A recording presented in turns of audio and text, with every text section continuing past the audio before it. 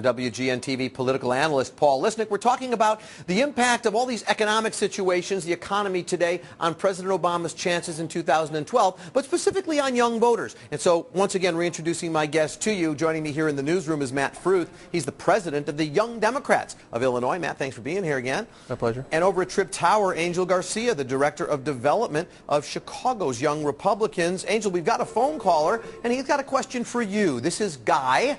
Guy is calling in from Norwich. And so, Guy, welcome to Politics Tonight. Go ahead with your question for Angel, please. Okay, Angel. You say you want the Republicans in office and all this, and now you want fiscal responsibility, cut the spending. Why now? Why back when you guys had the office? Why give tax breaks to the rich, to the business? You give them all the breaks, and what do? They didn't keep people, they fired people to keep their bottom line. And the more people they lay off, the more another company has to lay off, and the more another company has to lay off.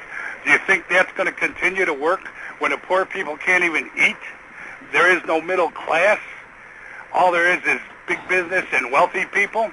Is that going to keep the economy alive? Guy, thanks for that. Let's let Angel respond to that. Guy, Angel, it seems to me, Guy's basically saying the Republican trickle-down theory has not worked. Well, a couple things. First, Republicans did expand government, and they paid for it by being taken out of office. We have a new breed of Republicans led by the Tea Party wing, which wants real reduction. So that's one. That's why there'll be a change. Two, when we look at the biggest donor that gave to Barack Obama, they were the Wall Street fat cats. The wealthy and the rich were giving to Barack Obama. So I know it's nice to say that it's the Republicans, the party of the rich, but when we follow the money, the big money, the Wall Street money, was going to Barack Obama. Will that continue this cycle?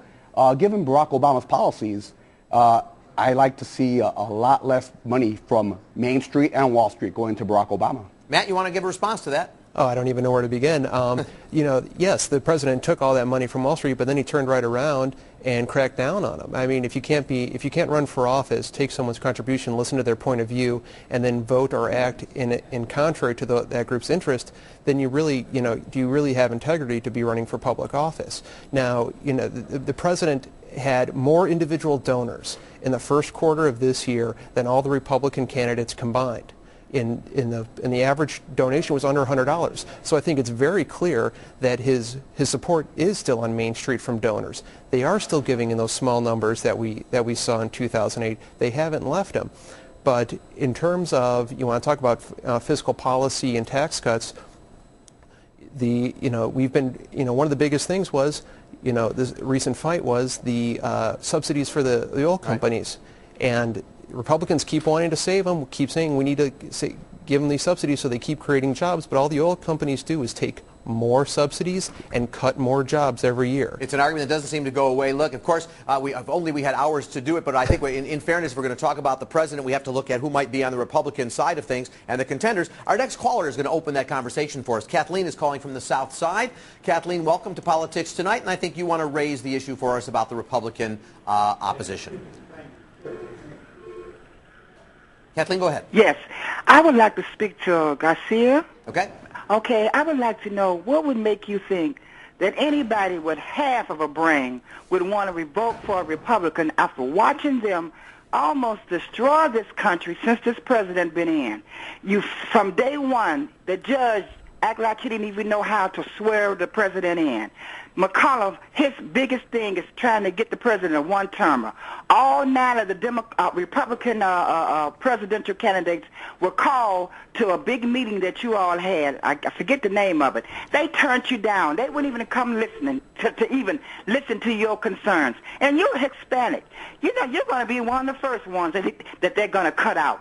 It's so sad that people like you in a position like you okay where you sitting. But look about all your fellow mans that's going to be hurt if the Republicans take office. Kathleen, I'm going to let you have that moment because we've got to go to break. Angel, I know you want to respond to that, and I'm going to ask you to respond in terms of the alternative, but we've got to go to break. So sorry about that. You're watching Politics Tonight, and it's heated discussion only on CLTV. Stay with us. Back to Politics Tonight. I'm Paul Lisnick. We're talking about the future, President Obama's future, and will he survive in 2012 based on a challenge. Let me go to Angel Garcia, representing the Republicans. Angel, Rick Perry's supposed to come in the race potentially. He's, really religious-based, all sorts of other opportunities. Michelle Bachmann, Rick Santorum. Who is it that you think presents the greatest challenge for the president in 2012? Well, the biggest challenge for Barack Obama is Barack Obama. Yeah, but he's got to run against somebody, so I want to take you to the candidates. Well, look, every Republican candidate has strong points. I'm a firm believer in letting it play out. About this time, last presidential cycle, everyone thought Giuliani would be the big Republican, right, and it wasn't so. So I'm not here to pick one person or another. Every Republican is strong, and as long as they keep attacking on the economy and government regulation, I think we'll do fine no matter All right, who so it is. you're not prepared to give us a name right now. I want to get a quick question in, and it's probably going to have to go to Angel. Tim in Lakeview wants to know, if Republicans say that government ought to stay out of our lives, why do they spend so much time trying to legislate morality like abortion and homosexuality? Angel? Well, the biggest people that are legislating are the Democrats. Your work, what you do for a living, when they can take a third, 35%, 40%, that's taking away your liberty. The biggest stealers of liberty are the Democrats by their tax rates. We can argue, but let me try to get you to answer Tim's question. We can argue on social issues. Yeah, that's what Tim's asking about. But when we look at statewide leaders in Illinois and nationwide, they're not talking about these issues. What they're talking about is economics. No, Angel, I understand. Go ahead. Will Tim get you to, can I get you to answer the question for Tim? I hear all the economics things, but Tim is saying, why are we always hearing about marriage and abortion on the Republican side if they're saying keep government out of your life, just let the states do it or whatever? First of all, there's a bunch of Republicans that are for states' rights. Second of all, I haven't heard the Republican Party, the leadership, talk about that in over 4 years. We're clearly talking about economics. For them to bring out old ideas and try to paint us into a corner, that's not going to work with the voters this cycle. Okay, all right, let me get a response from Matt Fruth. I don't know, maybe he's not listening to the discussion we had about Don't Ask, Don't Tell, or DOMA keeps coming back. Matt, some final words. Well, I think that, if you look at the Republican field in terms of these social issues, it depends on what week of the month you're asking them the question. We've had, some of these candidates say that, especially Rick Perry, who said he believes that it's not a federal issue, and then, just in the last couple of days said, you know what, I'm now in favor of a federal constitutional amendment barring gay marriage. And they're going back and forth. They're signing this marriage pledge in Iowa.